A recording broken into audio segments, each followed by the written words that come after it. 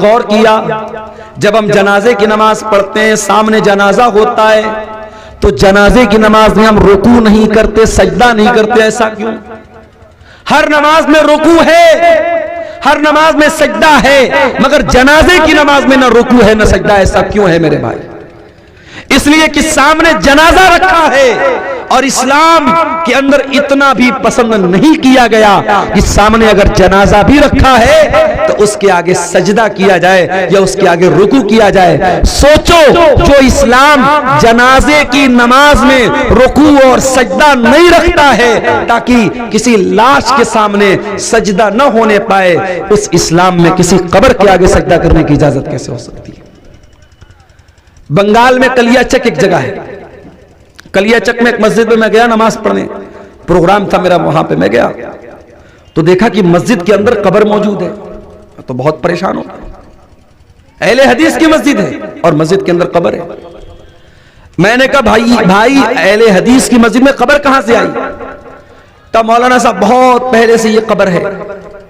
मैंने कहा जितने भी पहले से ये कब्र हो, या तो आप मस्जिद को तोड़ करके कब्र, जहां से कब्र है उसके बाहर मस्जिद की बाउंड्री कर दो, यानी कब्र मस्जिद के अंदर या मस्जिद कब्र के अंदर नहीं होनी चाहिए।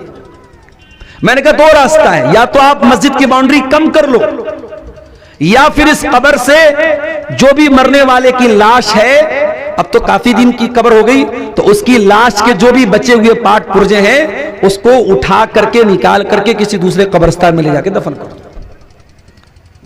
लोगों ने कहा मौलाना साहब आज तक तो किसी ने बयान ही नहीं किया। मैंने कहा मैं बता रहा हूं भाई, मसला यही है, जाके फतवा ले लो। जुमा मैंने वहां पढ़ाया, जुमा में मैंने ये बात बयान की, और मेरे ये जुमा का बयान करने के कुछ दिनों के बाद मौलाना जर्जीस साहब का वहां प्रोग्राम, उन्होंने भी अपनी तकरीर में ये बात कही कि कब्र को मस्जिद से निकाला जाए। अल्हम्दुलिल्लाह उस पर अमल हुआ और अब वहां से मस्जिद से कब्र को हटाया गया। ये कोई मामूली मसला नहीं है मेरे भाई, ये बहुत सख्त मसला है। अल्लाह के नबी ने अपनी वफात के लम्हात में, अपने आखिरी लम्हात में भी कहा था, लानल्लाहुल यहूद वन नसारा, अल्लाह की लानत हो यहूदियों के ऊपर, अल्लाह की लानत हो ईसाइयों के ऊपर, इत्तखज़ू क़ुबूर अंबियाइहिम मसाजिद, उन्होंने अपने नबियों की कब्रों को मस्जिद बना लिया, सजदा करने की जगह बना लिया। इस्लाम में कब्र के आगे सजदा करने की इजाजत नहीं है, इसीलिए जनाजे की नमाज में भी आप सजदा नहीं करते, रुकू नहीं करते।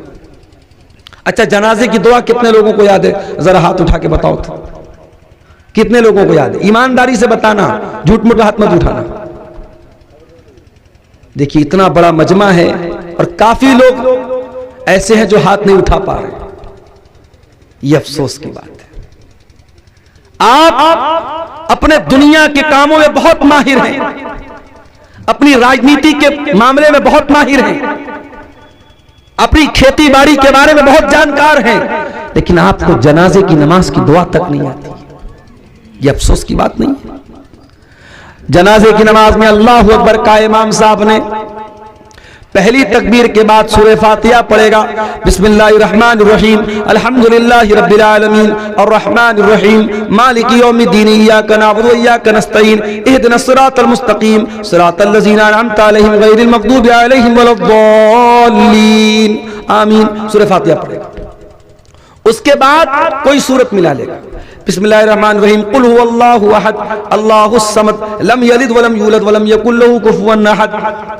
उसके बाद इमाम कहेगा अल्लाहु अकबर। इसमें रफ़ा-ए-दैन कर भी सकते, नहीं भी कर सकते, दोनों तरीका जायज़ है। अगर आप चारों मरतबा रफ़ा-ए-दैन करें तो भी चलेगा, और सिर्फ एक मरतबा रफ़ा-ए-दैन करके हाथ बांधे रहे तो भी चलेगा।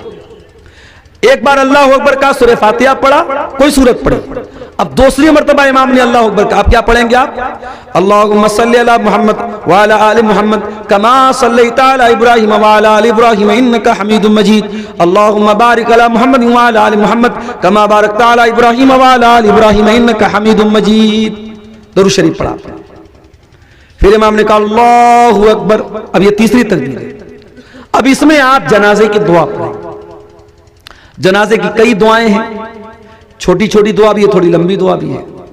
एक दुआ जो बहुत मशहूर है, शायद जिनको याद है ये वाली दुआ याद होगी, अल्लाहुम्मा अग़फ़िर लि हय्यिना व मय्यितिना व शाहिदिना व गायबिना व सगीरिना व कबीरिना व ज़करिना व उन्साना। अल्लाहुम्मा मन अहयैतहु मिन्ना फ़अहयिही अलल इस्लाम व मन तवफ़्फ़ैतहु मिन्ना फ़तवफ़्फ़हु अलल ईमान। अल्लाहुम्मा ला तहरिमना अजरह व ला तफ़्तिन्ना बादा। ये दुआ है, इतनी तो कम से कम आपको याद होनी चाहिए। इस दुआ का मतलब क्या है? अल्लाहुम्मा अग़फ़िर लि हय्यिना, ऐ अल्लाह हमारे जिंदों को बख्श दे, व मय्यितना हमारे मुर्दों को बख्श दे। अल्लाहुम्मा अग़फ़िर लि हय्यिना व मय्यितिना व शाहिदिना व गायबिना, जो मौजूद है उनको भी बख्श दे, जो मौजूद नहीं है उनको भी बख्श दे। ऐ अल्लाह हमारे मर्दों को भी बख्श दे, हमारी औरतों को भी बख्श दे, हमारे बच्चों को भी बख्श दे, हमारे जिंदों को भी बख्श दे, हमारे मुर्दों को भी बख्श दे। सारे लोगों की बख्शिश की दुआ करते हैं आप जनाज़े की नमाज़। उसके बाद आप क्या कहते हैं? अल्लाहुम्मा मन अहयैतहु मिन्ना फ़अहयिही अलल इस्लाम, ऐ अल्लाह तू जिसे जिंदा रखे उसे इस्लाम पर जिंदा रखे। वो मन तवफ़्फ़ैतहु मिन्ना, और जिसे तू मौत दे दे फ़तवफ़्फ़हु अलल ईमान, ऐ अल्लाह तू उसे ईमान पर मौत दे। अल्लाहुम्मा ला तहरिमना अजरा, ऐ अल्लाह इस मरने वाले के अजर व सवाब से हमको महरूम मत कर, मरने वाले के सवाब से हमको महरूम मत कर। वला तफ्तिन्ना बादा, और इसके बाद और एक हदीस में ये भी अल्फाज आए वला तुज़िल्लना बादा, इसके बाद तू हमें गुमराही में मत डाल, हमें फितने में मत डाल। एक छोटी सी दुआ भी जनाजे में आप पढ़ सकते हैं।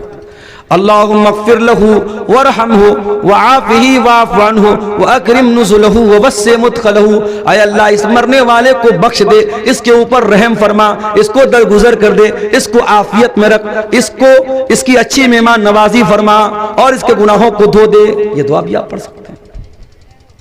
तो जनाजे की तीसरी तकबीर के बाद आपको ये दुआ पढ़नी। उसके बाद चौथी तकबीर होगी, इमाम अस्सलामु अलैकुम व रहमतुल्लाह, अस्सलामु अलैकुम व रहमतुल्लाह, दोनों तरफ सलाम फेरेगा, आप सलाम फेर देंगे। ये जनाजे की नमाज का तरीका है।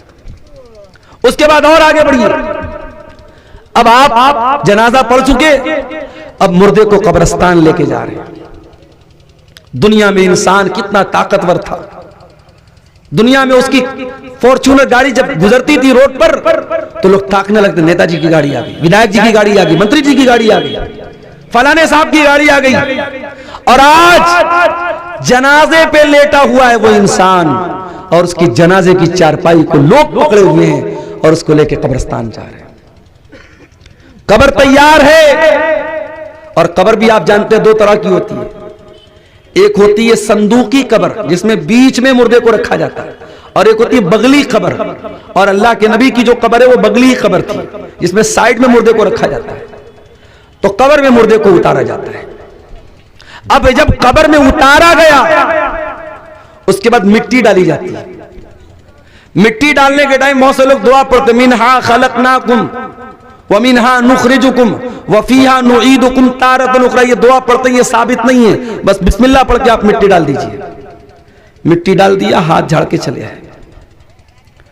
जिंदगी भर इस बात की फिक्र करते रहे लोग क्या कहेंगे। सही काम करना था, नहीं कर रहा था, क्यों, लोग क्या कहेंगे। मौलवी साहब ने तकरीर में बयान किया, बारात मत लेके जा, जहेज मत ले तू, मंगनी की रस्म मत कर तू, हल्दी की रस्म मत कर तू। आपकी शेरशाहबादी बरादरी में कटिहार में मुझे लोगों ने बताया बाकायदा बैंड बाजा तक की शादी हो रही है। कहां है आप? इतने बड़े बड़े जलसे और हिंदुस्तान के चुनिंदा उलमा को बुलाने का क्या फायदा है अगर आपकी बिरादरी के अंदर जो अल्हम्दुलिल्लाह 80% अहले हदीस लोग हैं, आपकी बिरादरी में अभी भी अगर नाच गाने के साथ और बैंड बाजे के साथ अगर शादी हो रही है और 2-2 लाख रुपया कैश लेके शादी हो रही, तो क्या मतलब है मेरे भाई। लेकिन बहुत सारी रस्म रिवाज की बात आती है, लोगों का यही कहना रहता, लोग क्या कहेंगे। अरे लोग कुछ भी कहे, तू ये देख अल्लाह क्या कहेगा। तुझे हिसाब अल्लाह को देना है, लोगों को नहीं देना है। लोग तो तेरे मरने के बाद आएंगे, कब्र पे मिट्टी देंगे, हाथ झाड़ेंगे, चले जाएंगे। लोग तेरे अच्छे काम की भी तारीफ करने के लिए तेरे मरने का इंतजार करेंगे। जिस दिन तू मरेगा तेरी कब्र पे मिट्टी देने आएंगे, उस दिन कहेंगे कि हाँ यार आदमी तो बड़ा अच्छा था। जिंदगी में जिसने कभी आपको अच्छा नहीं कहा वो मरने के बाद अच्छा कहेगा। लोगों को खुश मत करो मेरे भाई, अल्लाह को खुश करो, उसको राजी करो। लोग तो आपके मरने का इंतजार करते हैं। मैं कभी कभी तकरीर के लिए जब सफर करता हूं बहुत थक जाता हूं, सच्ची बता रहा हूं। अभी इधर भी कंटिन्यू 7-8 दिन से लगातार मेरे प्रोग्राम हो रहे हैं। कुछ बिहार में भी हुए, कुछ इधर यूपी में भी हुए, कुछ हमारे अपने बनारस में भी हुए। रात में प्रोग्राम करके कभी ऐसा हुआ घर पहुंचा, कभी ऐसा हुआ घर नहीं पहुंचा। फिर सुबह मदरसे की ड्यूटी करना है, सुबह 8 बजे से लेकर 2 बजे तक ड्यूटी करना है। उसके बाद पता लगा साहब फिर निकलना है। कई दिन तक तो ऐसा हुआ कि बिस्तर पे नींद नहीं मिली। कभी कभी ऐसा लगता है कि इतना सब करने के बाद भी ऐसा तो नहीं कि सारे लोग मेरी तारीफ ही करेंगे या सारे लोग मुझे अच्छा ही समझेंगे। बहुत सारे लोगों की नजर में मैं बुरा भी हूं, तो मैं लोगों के चक्कर में क्यों पड़ूं भाई? लोगों की तारीफ सुनने के लिए या लोगों की बुराई से बचने के लिए कभी भी सही काम को मत छोड़ो और कभी भी गलत काम मत करो। ये देखो अल्लाह की नजर में सही क्या है और अल्लाह की नजर में गलत क्या है, बस हम अल्लाह को हिसाब देंगे। कब्र में मिट्टी दे के लोग चले गए, यहां तो इतनी बड़ी बड़ी लाइटें जल रही है। 4 व्हीलर से मैं आ रहा था, ड्राइवर साहब ने कहा मौलाना साहब प्रोग्राम कहां है, नजर नहीं आ रहा है। मैंने कहा लाइट नजर आएगी समझ जाना। दूर से ट्यूबलाइट नजर आने लगी। अब्दुल अजीज भाई को मैंने फोन किया कि हाँ आपके प्रोग्राम के लोकेशन पर पहुंच गया। प्रोग्राम है, आपने दूर तक लाइटों को लगाया है। कभी कब्र में आपने कोई लाइट देखी है? कभी ऐसा हुआ कि आपने मुर्दे को दफनाया हो और साथ में एक लालटेन रख दिया हो, एक मोबाइल का टॉर्च जला दिया हो? नहीं, वहां कोई रोशनी नहीं छोड़ के जाता। दुनिया में गर्मी का मौसम होता है, हम कूलर पंखा एसी जैसी ताकतें लगाते हैं। कब्र में कोई एसी लगाता है क्या? कोई पंखा लगाता है क्या? कब्र में हम होंगे और हमारे आमाल होंगे मेरे भाई। और कब्र के अंधेरे में अगर हमारे आमाल खराब होंगे, हमारे काम गंदे होंगे, हमने अल्लाह को नाराज किया होगा, माफ करना उस अंधेरे से हम नहीं बच सकते। कब्र में जो जहरीले जानवर होंगे, जो जहन्नम की खिड़की खुलेगी, जो जहन्नम का बिस्तर बिछाया जाएगा, जो जहन्नम की गर्म हवाएं मिलेगी, उनसे अगर हमें बचना है और जन्नत की ठंडी हवाओं को पाना है तो हमें दुनिया वालों को खुश नहीं करना, अल्लाह को खुश करना है मेरे भाई, अल्लाह को खुश करना है।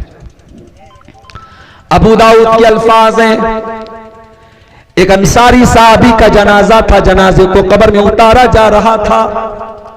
अल्लाह के प्यारे नबी वहीं जनाजे के पास बैठे हुए थे। आपके सहाबा भी आपके आसपास बैठे हुए थे। आपने कब्र को देखा, आपने जनाजे को देखा, आपने मंजर को याद किया जो कब्र में होने वाला है। जब कब्र में होने वाले मंजर को आपने याद किया, हदीस के अल्फाज हैं, फबकन नबी, अल्लाह के नबी रोने लगे। इतना रोए हत्ता बल्लत सरा, आपके आंसुओं से वहां की जमीन भीग गई, वहां की मिट्टी भीग गई, आपके आंसुओं से वहां की जमीन तर हो गई। और आपने कब्र की तरफ इशारा करके फरमाया, लिमिस्ले हाजा फअइद्दू या इख्वानी, ऐ मेरे सहाबा इस कब्र की तैयारी करो, इस कब्र में तुम सबको जाना है, हम सबको जाना है। ओ मेरे प्यारे भाइयों, जब मुर्दों को दफनाने जाया करो तो सोचा करो कि वो दिन हमारे ऊपर भी आने वाला है। मरने के बाद अब कब्र में हम पहुंच गए। अब कब्र में जब पहुंच गए, अब कयामत तक हम कब्र में रहेंगे।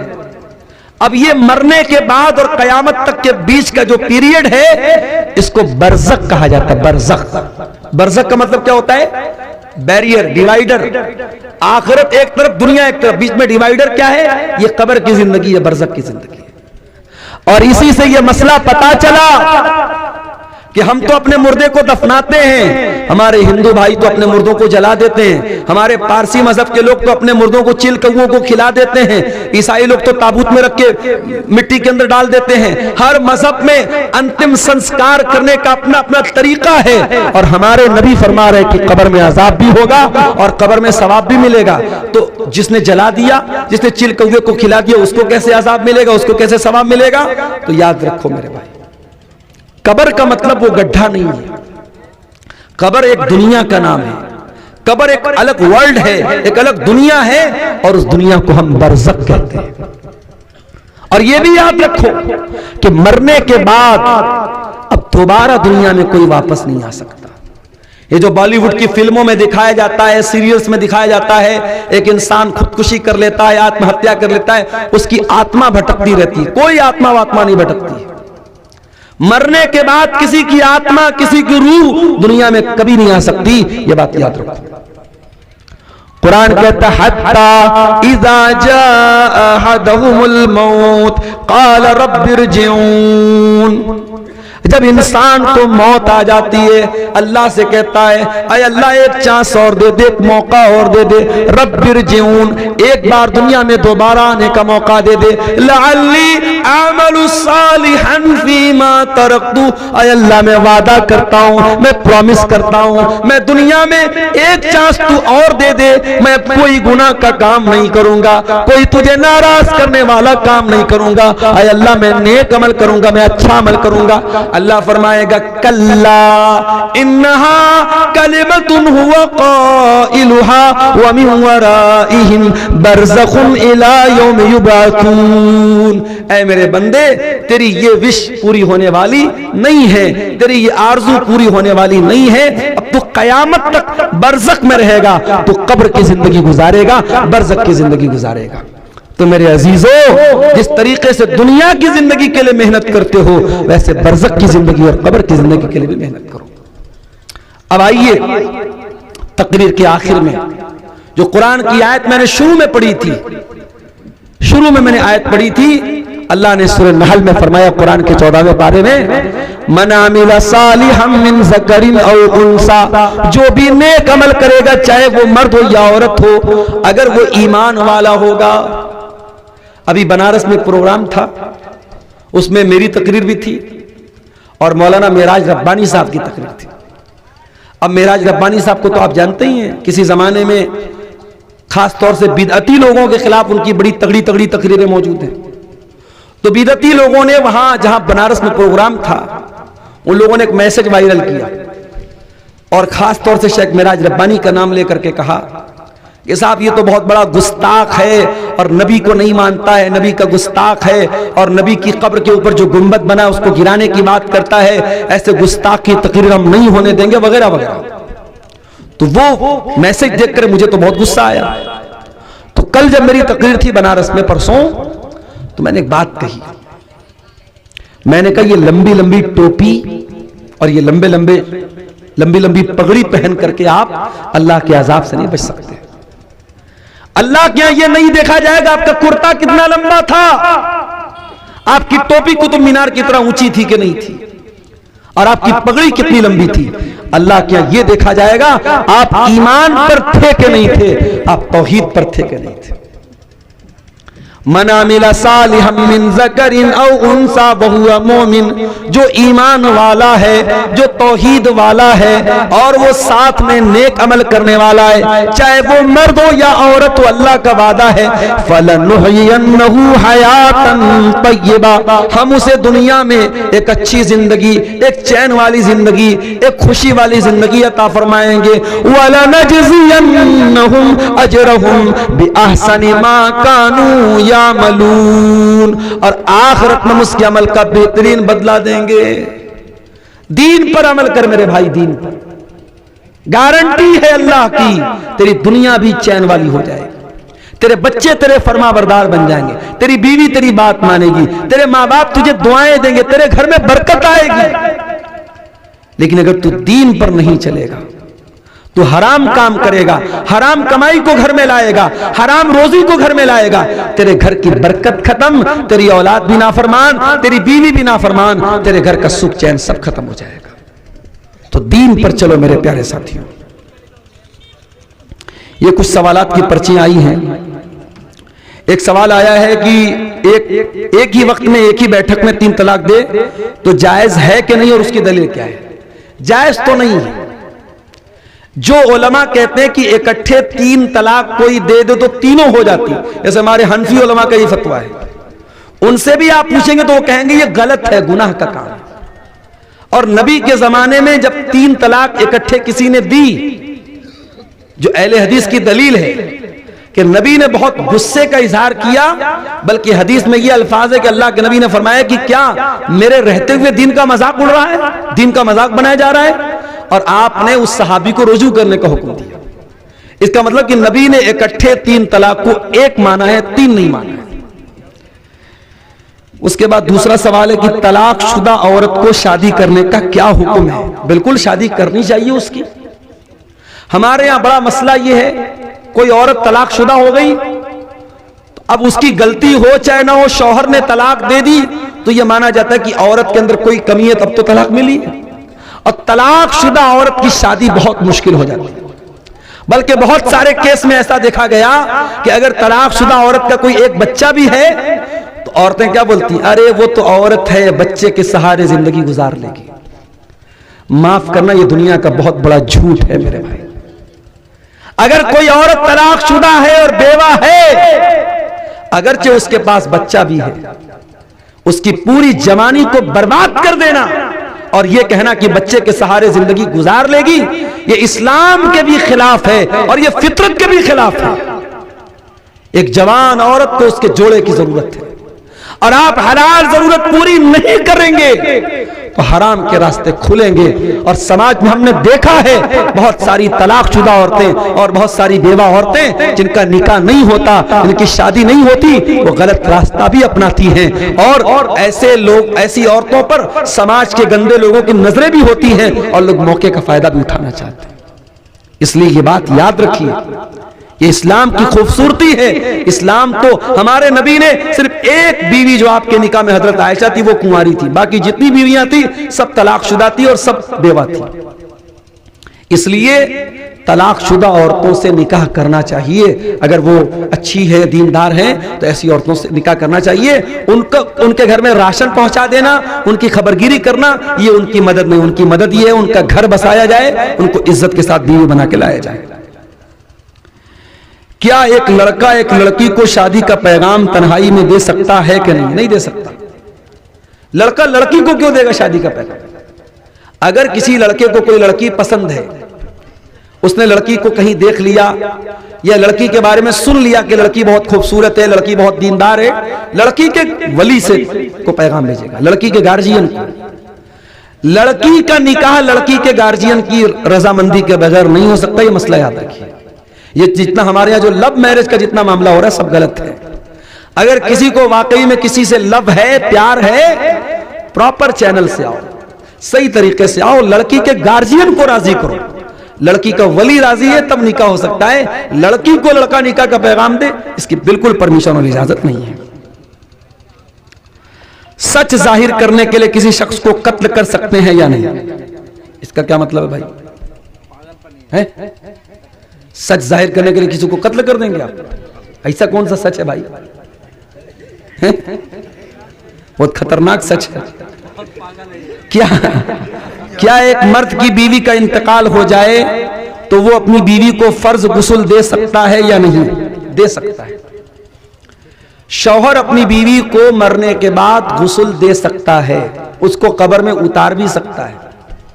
हमारे यहां कहीं की बड़ा गुनाह समझते हैं, बीवी का इंतकाल शौहर छू नहीं सकता, शौहर देख नहीं सकता। गलत है। हजरत अली रजी अल्लाह ताला अन्हु ने अपनी बीवी को गुस्ल दिया, हजरत फातिमा को, और हमारे नबी ने हजरत आयशा से कहा था कि अगर मेरा इंतकाल तेरी जिंदगी में हो गया तो तू मुझे गुस्ल देना, मुझे कफन देना, और अगर तेरा इंतकाल पहले हो गया तो मैं तुझे गुस्ल दूंगा। ये हदीस में अल्फाज मिलते हैं, इसलिए बिल्कुल दे सकता है, कोई हर्ज की बात नहीं है। गैर मुस्लिम के घर शादी का दावत खाना कैसा है? जायज है, खा सकते हैं। शर्त यह है कि उसमें कोई नाच गाना वगैरह का कार्यक्रम हो रहा है तो उसमें मत जाइए। आप ऐसे टाइम जाइए कि किसी ऐसे नाजायज काम में आप शामिल मत होइए। अब गैर मुस्लिम के घर, ये आपने सवाल पूछा कि दावत खा सकते नहीं, मैंने कह दिया खा सकते हैं। अब जाके वहां नाच गाना में ठुमका भी लगाइए आप, और अब्दुल गफ्फार साहब ने तो कह दिया जा सकते हैं, तो वो तो जायज नहीं है। नाच गाना जो हराम काम हो रहा है उसमें आप शिरकत नहीं करेंगे। और अगर वहां पे नॉनवेज खाना है, आमतौर से गैर मुस्लिमों के यहाँ शादी में नॉनवेज खाना नहीं होता, अगर नॉनवेज खाना है तो फिर ये कंफर्म होना चाहिए कि वो हलाल तरीके से ज़बा हुआ जानवर का है। अभी मैं आ रहा था, गालिबन अररिया के करीब या और पहले कहीं मैंने देखा कि एक मीट की दुकान है, उस पर लिखा था झटका मीट हाउस। अब बहुत सारे गैर मुस्लिमों के यहाँ झटका वाला जानवर, झटका मतलब समझते हैं ना, वो इस्लाम के तरीके का उलट एक तरीका है कि जानवर को झटके से मारते हैं। हम लोग जानवर को यहां छुरी चला के ज़बह करते हैं, वो यहां पे मारते हैं ऊपर। तो झटके वाले जानवर का गोश्त हलाल नहीं है। तो अगर गोश्त आप खा रहे हैं किसी भी गैर मुस्लिम के यहां, या किसी होटल में आप खा रहे हैं, कटिहार में, किशनगंज में, पूर्णिया में, कहीं पर भी होटल में आप खाना खा रहे हैं और वो होटल गैर मुस्लिम का है, तो ये कंफर्म किए बगैर, ये वेरीफाई किए बगैर कि खाना हलाल है कि नहीं, गोश्त हलाल है कि नहीं, आपको वहां कोई भी नॉनवेज खाना खाने की इजाजत नहीं है। हमारे यहाँ वो मैकडॉनल्ड होता है और क्या क्या, उसमें जो बर्गर होता है, पिज्जा होता है, उसमें चिकन वाला भी मिलता है। पता कर लीजिए वो चिकन हलाल वाला है कि नहीं है। बहुत सारे मैकडॉनल्ड और बर्गर की कंपनियां जो चिकन का सामान देती हैं वो मशीन से ज़बह करती हैं, वो हलाल तरीके से ज़बह नहीं होता है, वो जायज नहीं है आपके लिए। इसलिए इस मामले में बहुत एहतियात कीजिए। जो लड़का दहेज लेकर के शादी करे उसका शादी में खाना खाना कैसा है? उसका दहेज लेना गलत है, उसका शादी में खाना खाना हराम नहीं। उसकी शादी में, उसकी दावत में आप खाना खा सकते हैं, मगर उसने जो जहेज लिया है उसके लिए वो गुनहगार होगा और अल्लाह के यहाँ उसको हिसाब देना पड़ेगा। एक जानवर में कितने आदमी कुर्बानी कर सकते हैं? सारा सवाल अभी देखो, कुर्बानी कितना दिन बाद है, अभी से कुर्बानी, अभी रमजान वाला बाकी, ईद वाला बाकी है। एक जानवर में, बड़े जानवर में 7 लोग कुर्बानी कर सकते हैं। एक बड़े जानवर में 7 लोग, मैक्सिमम 7 लोग, 7 से कम लोग भी कर सकते हैं। 5 लोग मिलकर एक बड़े जानवर में करने चलेगा, मैक्सिमम 7 लोग कर सकते हैं। लेकिन छोटे जानवर में कोई शिरकत नहीं कर सकता। छोटे जानवर में एक आदमी और उसकी फैमिली की तरफ से ही छोटा जानवर कर सकते हैं। मजार पर सजदा करने वालों के पीछे नमाज पढ़ी जा सकती है या नहीं? अगर यह मालूम है कि इमाम मजार पे सजदा करने वाला है तब तो आप नमाज नहीं पढ़ेंगे, क्योंकि वो मुशरिक है वो। और अगर आप मार्केट में गए, किशनगंज गए, फॉरबिसगंज गए, अररिया गए, नमाज का टाइम है, सामने मस्जिद मिली, अब आपको मालूम नहीं कि इमाम मजार पे सजदा करता है कि नहीं करता है, आप नमाज पढ़ लीजिए, नमाज पढ़ लीजिए। आप जिस इमाम के बारे में कंफर्म मालूम है कि वो मजार पे सजदा करता है, उसके पीछे आप नमाज नहीं पढ़ेंगे। किसी औरत का शौहर इंतकाल कर जाए और उसके 1-2 बच्चे भी हों तो बच्चे किसके हवाले किए जाएं? यानी बच्चे की परवरिश कौन करेगा? और अगर वो औरत फिर से शादी कर ले इद्दत के बाद, तब क्या मसला है? देखिए, ये बड़ा अहम सवाल पूछा। अगर शौहर का इंतकाल हो गया तो बच्चे की जो परवरिश है वो औरत करेगी, ठीक है, मां करेगी। और अगर वो औरत किसी और से निकाह करती है तो भी चूंकि बाप का तो इंतकाल, अगर बाप जिंदा होता, तलाक हुई होती, तो औरत अगर दूसरा निकाह करेगी तो अब बच्चे की परवरिश फिर बाप के जिम्मे हो जाएगी। लेकिन अगर बाप का इंतकाल हो चुका यहां पे तो उसकी परवरिश मां ही करेगी। अगर औरत कहीं और निकाह कर रही है तो अब उसको इख्तियार और ऑप्शन है। अगर वो चाहे उसके मायके में उसकी माँ है, उसके बाप है, अगर वो बच्चे की परवरिश कर सकते हैं, उनको सौंप करके वो निकाह करे। और अगर उसको लगता है कि उसके मायके में कोई करने वाला नहीं तो वो कंडीशन लगा दे ना, जिससे दूसरी शादी करे, वो कंडीशन लगा दे कि आपको मैं अपने बच्चे को भी साथ में रखूंगी, उसकी भी परवरिश करूंगी। बच्चे को यूं ही छोड़ा तो नहीं जा सकता। अल्लाह के नबी सल्लल्लाहु अलैहि वसल्लम ने हजरत उम्मे सलमा को निकाह का पैगाम भेजा तो हजरत उम्मे सलमा ने कहा कि मेरी एक बच्ची भी है, मेरी बच्ची का क्या होगा? तो अल्लाह के नबी ने कहा तुम्हारी बच्ची को मैं अपनी बच्ची बना के पालूंगा, उसकी परवरिश मैं करूंगा। तब उन्होंने अल्लाह के रसूल सल्लल्लाहु अलैहि वसल्लम से निकाह किया। तो इस तरीके से अगर शौहर के इंतकाल के बाद औरत कहीं और निकाह करती है और बच्ची बहुत छोटी है, बच्चा बहुत छोटा है, तो वो जहां शादी करे वहां कंडीशन लगा दे कि मैं अपने बच्चे को लेकर के आऊंगी। और अगर बच्चा बड़ा हो गया है और नाना नानी के साथ रह सकता है तो बगैर बच्चे के भी दूसरे के साथ शादी कर सकती है, कोई हरज की बात नहीं है। शायद सवाल करने वाला ये पूछना चाह रहा है कि शौहर के इंतकाल के बाद क्या दादीहाल के लोग, यानी लड़के के घर वाले बच्चे को ले लेंगे, उनकी कस्टडी में जाएगी? तो ऐसा नहीं है। अगर बीवी शादी नहीं करती है, जब तक शादी नहीं करती है या जब तक बच्चा या बच्ची नाबालिग है, तब तक मां ही उसकी परवरिश की ज्यादा हकदार है। हाँ, अगर वो दूसरी जगह शादी कर लेती है तब दादियाल वाले बच्चे को ले सकते हैं। बाकी इस मसले की तफसील के लिए आप किसी इदारे से बाकायदा तौर पर फतवा निकलवा लें तो इसकी ज्यादा वजाहत आपको हो जाएगी। शौहर के मरने के बाद औरत अपने जिस्म से जेवरात निकालती है, क्या ये जरूरी है? देखिए, बीवी शौहर पर जो इद्दत गुजारेगी, तो इद्दत जो होती है ना, उसमें बीवी को यह हुक्म है कि वो ज़ेबो ज़ीनत नहीं करेगी। तो ज़ेबो ज़ीनत में चूंकि जेवरात भी आते हैं, तो जेवरात भी वो उतार देगी। बेहतर यह है कि वो जेवरात उतार दे, क्योंकि जेवर भी औरत की ज़ेबो ज़ीनत में शामिल है। तो चूड़ी वगैरह या जो भी उसके जेवरात वगैरह हैं, वो उसको उतार दे, नॉर्मल कपड़े पहने, नॉर्मल पोजीशन में रहे, तो यही बेहतर है। क्योंकि उसमें औरत को यह हुक्म है कि वो अपने मरे हुए शौहर के एहतराम में वो गम के तौर पर कोई ज़ेबो ज़ीनत नहीं करेगी, कोई अपने आप को सजाने वाला कोई काम नहीं करेगी। शादी में दहेज ले लिए थे, तो अब माफी के लिए क्या करते? यहां चंदा जमा कर दो भाई, मदरसे में ले आओ, जो दहेज में लिए थे जमा कर दो, यहाँ पे मदरसे को जरूरत है यहाँ पे। तो बहरहाल मेरे भाइयों, ये चंद बातें आपके सामने थी। अल्लाह से दुआ है अल्लाह ताला हम सबको नेक अमल अच्छी समझ की तौफीक अता फरमाए। आखिर दावाना अल्हम्दुलिल्लाहि रब्बिल आलमीन, अस्सलामु अलैकुम व रहमतुल्लाहि व बरकातहू।